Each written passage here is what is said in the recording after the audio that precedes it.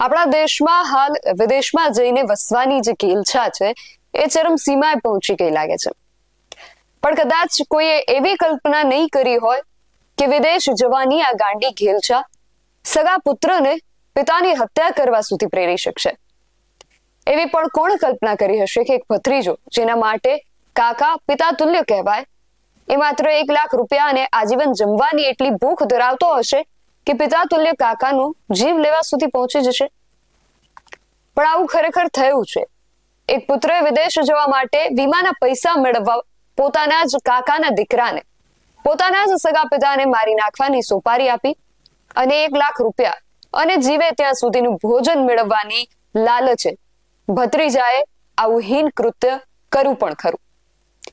આજે એ વાત પર વિચાર વિમર્શ કરીએ કે વિદેશ જવાની આ ઘેલછા હજુ આવા કેટલા કિસ્સાઓ દેખાડશે.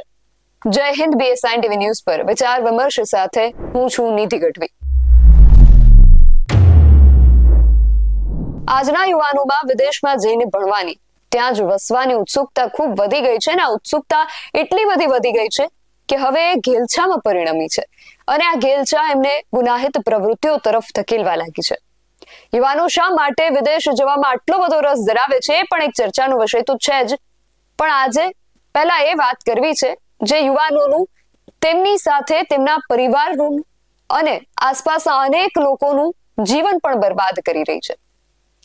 રાજકોટમાં એક આવો કિસ્સો સામે આવ્યો છે જેમાં શરૂઆતમાં તો એવું લાગી રહ્યું હતું કે આ કેસ અકસ્માતનો છે, કારણ કે હત્યાને અકસ્માતમાં ખપાવવાનો પ્રયાસ થઈ રહ્યો હતો.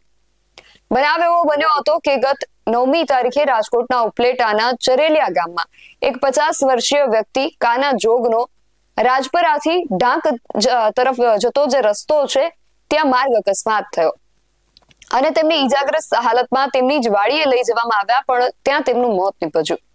પણ પ્રાથમિક દ્રષ્ટિએ સમગ્ર બનાવ પોલીસને શંકાસ્પદ લાગ્યો એટલે પોલીસે હાથ ધરી વધુ તપાસ અને સામે આવ્યું કે કાના જોગના સગા ભત્રીજાએ જ કાકાની હત્યા કરી નાખી છે. પણ વધુ તપાસ કરી ત્યારે જાણવા મળ્યું કે કાકાની હત્યા નિપજાવનાર ભત્રીજો તો માત્ર હાથો હતો. હકીકતમાં પુત્ર જ પિતાનો વેરી બન્યો હતો અને તેણે જ પોતાના પિતરાઈ ભાઈને આ કામ કરવા સોપારી આપી હતી. કાના જોગના દીકરા રામદેવ જોગે ભાઈ વિરમ જોગને હાથો બનાવી આ હત્યા નિપજાવી છે. વિગતો એવી મળી છે કે આ હત્યાનું કાવતરું લગભગ 1 વર્ષથી ઘડવામાં આવી રહ્યું હતું. રામદેવ જોગને વિદેશે જવું હતું. નોકરી માટે ઇઝરાયલ જવાની ઈચ્છા રાખતા રામદેવને ઇઝરાયલ જવા માટે લગભગ 16 લાખ રૂપિયા જેટલો ખર્ચો થાય એમ હતો. હવે લગભગ 1 વર્ષ પહેલા રામદેવે તેના પિતા કાના જોગનો એક વીમો ઉતરાવ્યો જેમાં પિતાના મૃત્યુ પર 60 થી 70 લાખ રૂપિયા મળી શકે તેમ હતા. જોકે આ ઉપરાંત તેના પિતાએ લગભગ 6 મહિના પહેલા પોતાની 4 વીઘા જમીન પણ વેચી દીધી અને એમાંથી પણ રામદેવને પૈસા આપ્યા. પણ આ ઉડાવ યુવાને બધા જ પૈસા પોતાના મોજ શોખ પાછળ વાપરી નાખ્યા. ચાલુ લોન જે હતી એ ભરી દીધી, થાર ગાડી ખરીદી અને આમ બધા જ પૈસા ઉડાવી ફરી પૈસાની જરૂરિયાત પડી એટલે પોતાના પિતાનો જીવ લેવા સુધીનું આયોજન આ કળિયુગી પુત્રએ ઘડી નાખ્યું. આ પછી પિતરાઈ ભાઈ વિરમ, જેના વિરુદ્ધ 2015 થી લઈને 2018 સુધીમાં ભાયાવદર પોલીસ સ્ટેશનમાં પ્રોહિબિશનના લગભગ 8 જેટલા ગુના દાખલ થઈ ચૂક્યા છે, તેનો સંપર્ક કર્યો અને પિતાને મારી નાખવાની વાત કરી. 1 લાખ રૂપિયા અને જીવે ત્યાં સુધી જમવાનું મળવાની લાલસામાં ભત્રીજો વિરમ પણ પિતા તુલ્ય કાકાનો જીવ લેવા તૈયાર થઈ ગયો. આ દરમિયાન ગત 8મી તારીખે રામદેવ ઉંદર મારવાની અને ઈતરડી જેવી જે જીવાતો આવે છે મારવાની દવા લાવ્યો અને વિરમને આપી. વિરમે બપોરના સમયે કાકાને વાડીએ લઈ જઈ ઠંડા પીણામાં આ દવાઓ મિક્સ કરીને પીવડાવી દીધી. પણ કાના જોગને ઉલટી થઈ જતા તેમનું મૃત્યુ ન થયું. પછી રામદેવે વિરમને કુહાડીથી જ પિતાને મારી નાખવાનું કહ્યું અને વિરમે કહ્યા મુજબ કર્યું પણ ખરું. વિરમ ફરી 9 તારીખે કાના કાકા જોગને વાડીએ લઈ ગયો અને ત્યાં લઈ જઈને દારૂ પીવડાવ્યો. ઓરડીમાં સુવડાવીને કુહાડી વડે માથામાં એટલા ઘા માર્યા કે અંતે તેમણે દમ તોડ્યો. અને આ હત્યાને અકસ્માતમાં ખપાવવાનો જે આઈડિયા હતો એ પણ રામદેવે જ વિરમને આપ્યો. જોકે બનાવના 4 દિવસ પહેલા વિરમ અને તેના કાકા કાના વચ્ચે પૈસાને લઈને માથાકૂટ થઈ હતી એટલે પરિવારને એવું લાગ્યું હતું કે પૈસાના કારણે જ માથાકૂટ થઈ હશે અને એમાં જ વિરમે તેના કાકાની હત્યા કરી નાખી હશે. આવી જ કંઈક શંકાના આધારે પોલીસે વધુ તપાસ કરતા પુત્ર રામદેવ જ મુખ્ય ષડયંત્રકારી નીકળ્યો. સમગ્ર મામલે પોલીસે આપેલ વિગતો પણ એકવાર સાંભળીએ. ગઈ તારીખ 9/12/2025ના રોજ રાજકોટ રૂરલ કંટ્રોલ રૂમમાં એક વર્દી આવી હતી, જેમાં બેસિસમાં આપણે એક BNS 103 મુજબ ખૂનનો ગુનો દાખલ કરવામાં આવ્યો હતો.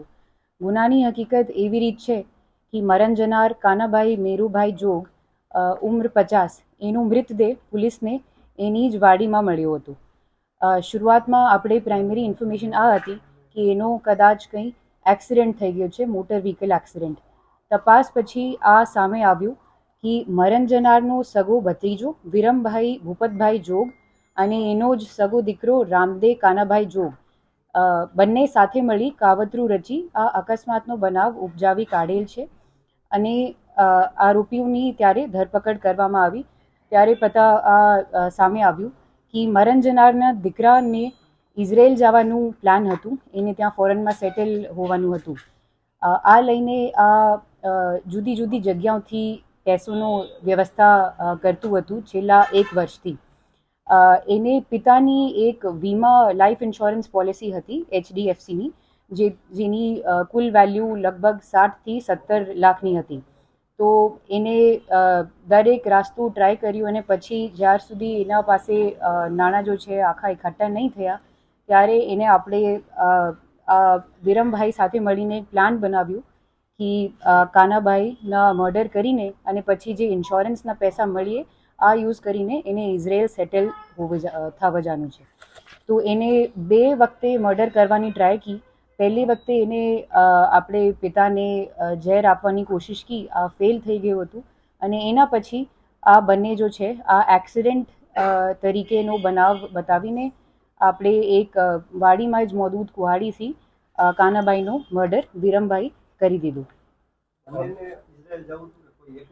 એમાંથી એના જો દીકરો છે રામદે કાનાભાઈ જોગ, એને જ ઇઝરાયલ જઈને સેટલ હોવાનું છે. અને વિરમભાઈને એને આ લાલચ આપ્યું કે હું તમને 1 લાખ રૂપિયા અને તમારી આખી જિંદગી સુધી ભોજન આપું. ઝેર એનાથી 2-3 દિવસ પહેલા જ.